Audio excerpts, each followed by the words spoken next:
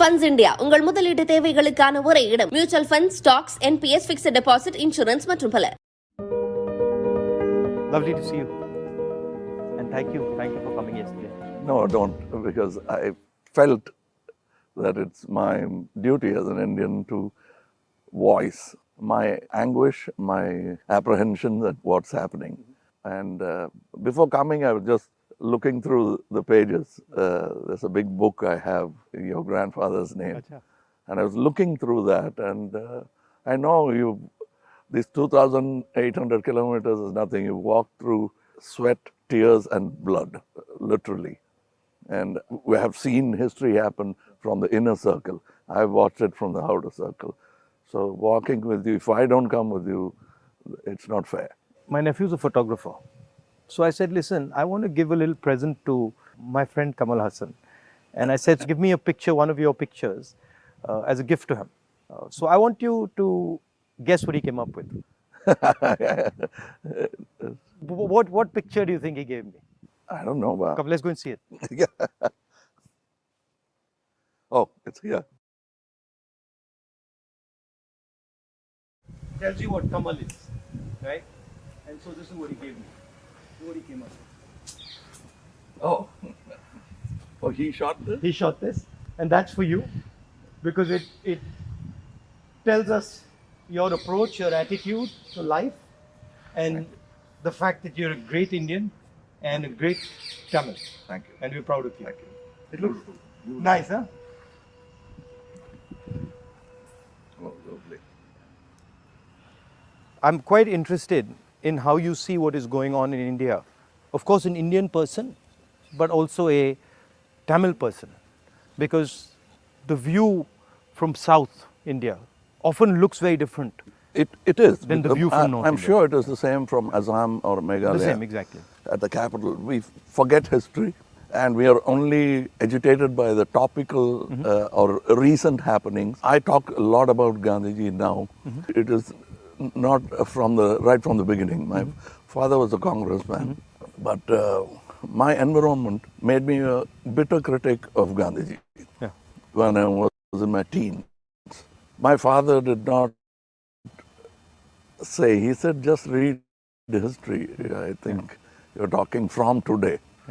Yeah, but today matters, is my question. He's a lawyer, and he didn't argue with me on this case.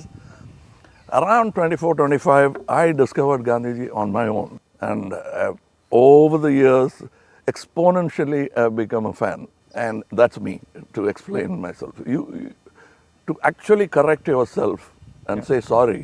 That's why I made Hey Ram, Right. a film where I played a parallel assassin, Wow. wanting to kill Gandhiji.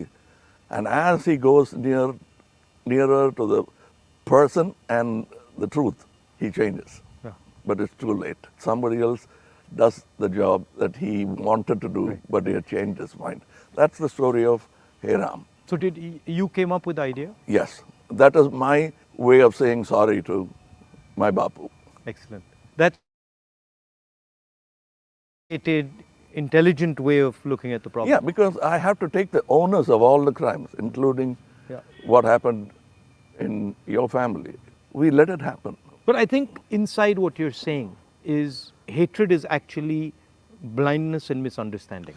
Yes, and the worst form of criticism is an assassination. I think that's very cheap. And It's a coward. A coward does that because he has no other way to fight. But that cannot be the answer. So what's your view then of the violence and the hatred that is being spread in the country? I mean, I view it as a consequence of the fear that is being spread in the country. No, this is actually a synthetic, reproduced, manufactured thing. I don't think so, because go into Kerala, more than Tamil Nadu, you will find amity prevails. Unless you doctor it. You can do it from either side. I think there are more sides to it than just Hindu and Muslim. We have to look at all that and understand that this country will flourish only with this plurality. As a person who loves Tamil Nadu, loves the Tamil people, whenever I go there, I try to understand slightly better, you know, what exactly is the Tamil idea, right? And so as somebody who, you know, is looking at it from far, what does it mean to be Tamil? I know that the Tamil language is very important, but what does it actually mean? It means the same as wanting to be a Maharashtrian Yeah. or Telugu or a Malayali. We all have a pride, but I must say something about Tamil Nadu. They always feel that it's an island with parochial mindset and language chauvinism. Everybody is proud about their language, but I can tell you, you can go to a village, any village or town, my town, and just stand in the middle of the road and shout Nehru. A dark man will turn around, or he'll say Bose. Somebody will turn around and he doesn't look anything like Nehruji or Bose-ji. And they'll turn, you'll find Gandhi, many Gandhis. That is the mindset. And at a particular point, they felt there was apathy from the center. That happens every time. It will happen with every government. They are now unhappy with what is happening now. But that's not permanent if you could approach it like you're doing it now. The reason why I want to celebrate your walk is reaching out to the people and lending the ear. Instead of standing on a podium and lecturing. That's commendable from your side. But my experience when I go to Tamil Nadu, right, is that they express themselves in a very passionate, it's different expression. So if you go to Maharashtra, people show affection, but the way the Tamils show affection is something completely different. I get that feeling when I go there, and I always wonder, what is that exactly? How does it, why such strong affection or strong expression or so passionate? It's part of the culture. It's a very old culture. And they've seen wars, they've seen battles, they've learned a lot from Jainism, Buddhism. It's a mixture of everything. That kind of affection was enjoyed by Kamarajji, MGR, all those leaders. They are moved to tears, laughter, screaming when they see the man of the. I think it's around the country it's like that with variations. And also the Tamil language is very important to them. Yes, I think even non-religious, godless people celebrate Tamil and worship Tamil. So you said you've got, you're doing this fashion business, and so you know a lot about what is going on in the rest of the world. How do you see the United States, China, these countries? Where do you see India's place in all this? Nowhere less than them, but we should walk. You must walk the talk. I want to be, or simply resigning yourself to calling it a third world country. You can't do that anymore. That's blasphemy. And you said in our earlier discussion that production has a lot to do with it. The ability to produce something and sell it outside India, not just in India. Yeah, we can't have a toddy mindset because you can't bottle it. It has to be had then and there. We are in G20 not because of one government, successive governments. And whatever good they could do, that has accumulated and come to this day. So we are aware of that. And you were talking about China. I want you to say more. The security of the country, both internal and external. Your opinion on it. I was speaking to some ex-servicemen the other day, and I was mentioning to them that security today, in the 21st century, it's not good enough just to say, okay, what do our borders look like? right? Because security today has become a holistic thing. You don't necessarily get attacked from the borders. You can get attacked from inside. You can get attacked by cyber weapons. You can get attacked by use of your media. So in the 21st century, one has to have a global view about security. And that's where I think our government has completely gone and miscalculated. We constantly hear about what is going on the border. And the fact of the matter is that China has taken 2,000 kilometers of our territory, okay, square kilometers. And frankly, we haven't said anything. The Prime Minister hasn't said anything. The military has clearly said that they're sitting in our territory, but the Prime Minister said nobody has come. This sends a very clear message to China. And the message is, we can do whatever we want, and India will not respond, right? And in fact, in some of the conversations that they are having with our military, they're actually making the statement that, look, your Prime Minister himself has said we are not in your territory. So what is the conversation about? So that's one aspect of it. Yeah, to them it will look like we are whistling in the dark to allay fear. Yeah.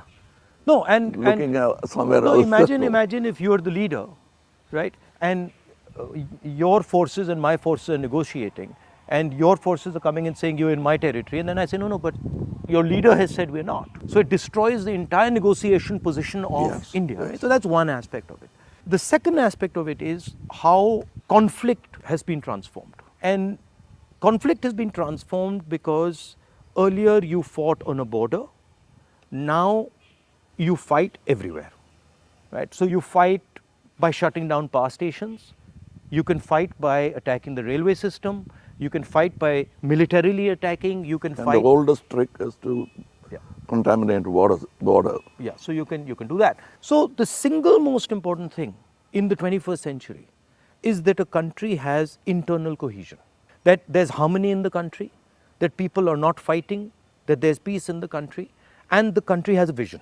The point is not going to war, right? The point is being in a position where you cannot be attacked. And there's a link between a weak economy, a confused nation without vision, hatred and anger, and the Chinese sitting in our territory. Because they know that we are dealing with internal matters, internal confusion, an internal lack of harmony, and so they can just go in and do whatever they want. So that's one element of the problem. The other huge element of the problem is what has happened in Ukraine, right? And essentially what the Russians have done in Ukraine is they've said, look, we will not accept that the Ukrainians have a strong relationship with the West. And they've basically told the Ukrainians, if you have a strong relationship with the West, we will alter your geography. And that is the exact same principle that can be applied in India. What the Chinese are saying to us is, be careful with what you're doing, because we will alter your geography. We will enter Ladakh, we will enter Arunachal, and what I can see is them building a platform for that type of an approach. So as an Indian person, I'd like our country to be aware that there are real problems on the border, and those problems on the border are connected to what is going on inside our country. When Indian fights Indian, when the economy doesn't work, when there's joblessness, our external opponents can take advantage of that situation. Yeah, so that's broadly an opportune moment of distracted. Yeah. So one of the things that we've constantly telling our government is, talk about it. If you don't want to talk through the media, at least talk to the opposition. We understand these things. We might be able to help you, advise you, bounce ideas off us, but they just don't listen. So it's the approach that we understand everything. The other aspect of it, which you touched on, is that frankly there's no one who can compete with China. I do not believe that on production, on as far as the economics is concerned, I do not believe that the West can take on the Chinese. I believe that India can take on the Chinese. We have the population. We have the population, we have the people, what do you need to take on the Chinese? You need a young population, you need large numbers of people, you need a large educated base. Compared to China, our population is younger. Exactly, right? And if you see the West, right, and this might be a bit controversial, but they've got too much. They're flabby. They're living in opulence. They live on. They are outsourced. And they outsource, right? Whereas our people, they know what a struggle is. They understand difficulty. So I think as an Indian person, I see a huge opportunity for India to become, like China, the producer of the world, right? And of course, the West has a space which is high-end manufacturing, high technology, etc., which they're very good at, they'll dominate. And we should try and challenge them on that. But I do not think they can compete with China on the large-scale manufacturing, blue-collar work. And I think that's the tragedy, that we are walking on these streets, you walked with us, and all our children are saying we are unemployed, when in fact we could have huge amounts of employment through our agricultural system, through sort of manufacturing. The constant neglect of agriculture is disgruntled many Tamilians. They're voiced, they came here, they didn't even get an audience. Yeah. India has skills, and it has skills everywhere, right? I always say that the next Satyagraha is the skill set development for India. Right. Because making thousands of lawyers who won't get a job, thousands of engineers who won't find a job. Instead, if you develop their skills, they can have their degree, but pursue their passion. Instead of me talking about other subjects generally, let me talk about where I come from, the film industry. But the number of training facilities, 200 jobs in a film, and there's no ITI for that. So what it is, right, is actually a disrespect of skills. You will not respect the person's skill and then say, okay, as the nation, how do we empower this person's skills? So I gave you the example of Bellary, right, which is the jeans capital of India.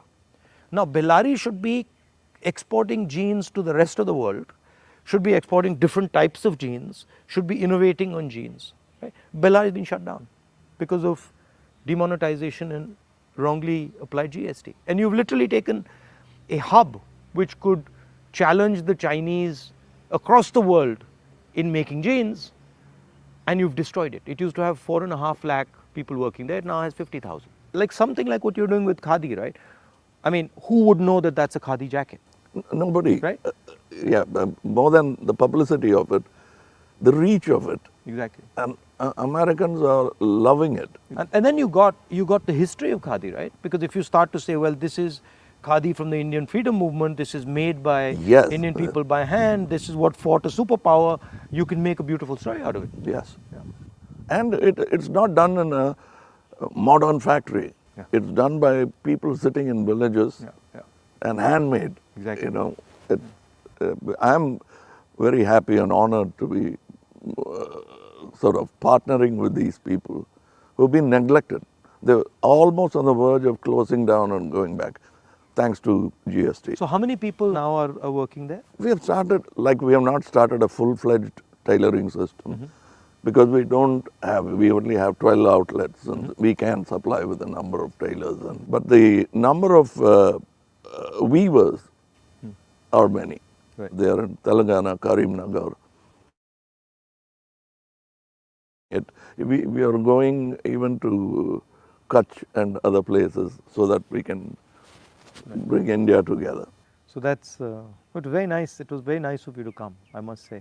I with all the situation and the BJP and sort of the ability they have to coerce, I think it's also a brave thing. That's why I think that's why he gave he came up with that idea of the picture. It's not easy.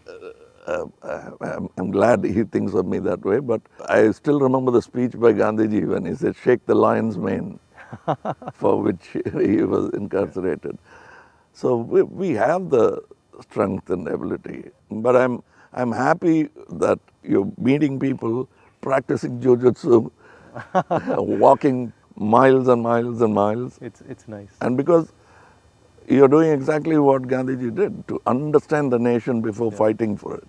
No, it's actually, it's quite a fantastic experience. I remember walking from Tamil Nadu into Kerala. It's completely different. Yeah. And as you said, it's changed, but then it's the same.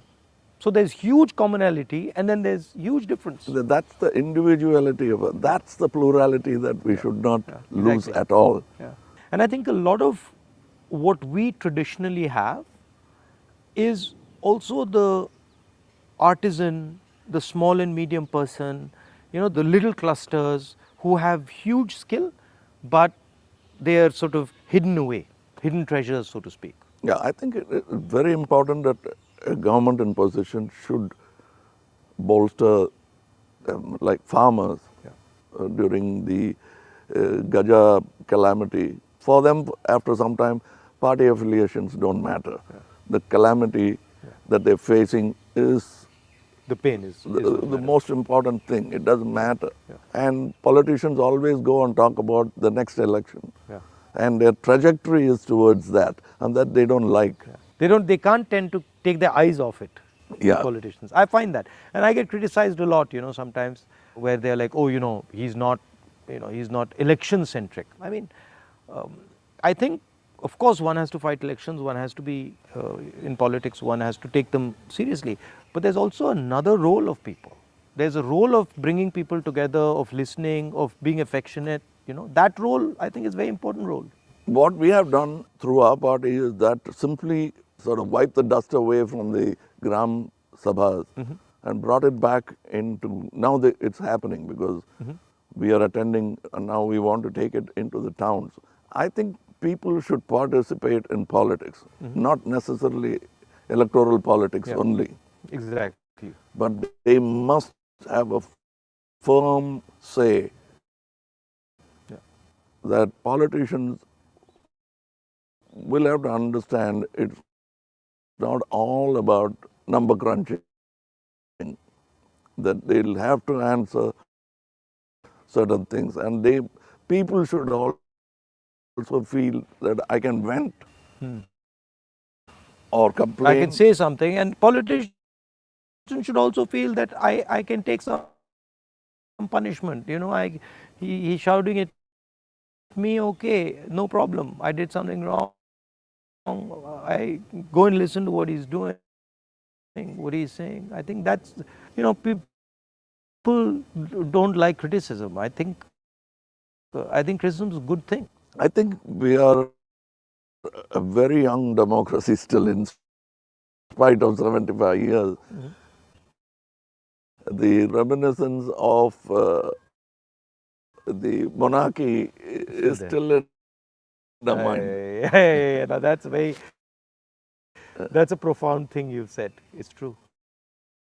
It's still, they want loyalty, and politicians who are in power want to somewhere behave like a king. Because we are not, it's not too far behind in history that we had princely states. 70 years, But I think if you look, a lot of sort of our chief ministers and leaders, the approach is that of a king. You know, you're like unilateral decisions. I will do whatever I want, not taking into account what people feel, not listening. I think there's quite a lot of that. Yeah, and they are offended when you call them a civil servant. I'm not a civil servant. I'm in position, I'm in power. But that's what we are ultimately. It should be a position of honor rather than position to usurp. The trustee idea of Mahatma Gandhi. Over the time, I'm looking for people who are at least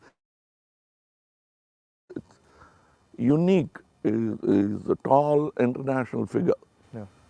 And that we realize when he's not there. Well, anyway, I won't keep you. No, I'm keeping you. It's lovely to see you. And whenever you're in Delhi, you know, next time, maybe we go and have a meal or something. Yeah, sure. I'd love to do that. And I'd like you to look into our thing I've sent. I will. I'll give you my your measurements. I will 100%. We'd like to dress you up. Okay, I'll do that. Thank you. Thank you for the time. Thank you. FundsIndia உங்கள் முதலீட்டு தேவைகளுக்கான ஒரே இடம். Mutual funds, stocks, NPS, fixed deposit, insurance மற்றும் பல.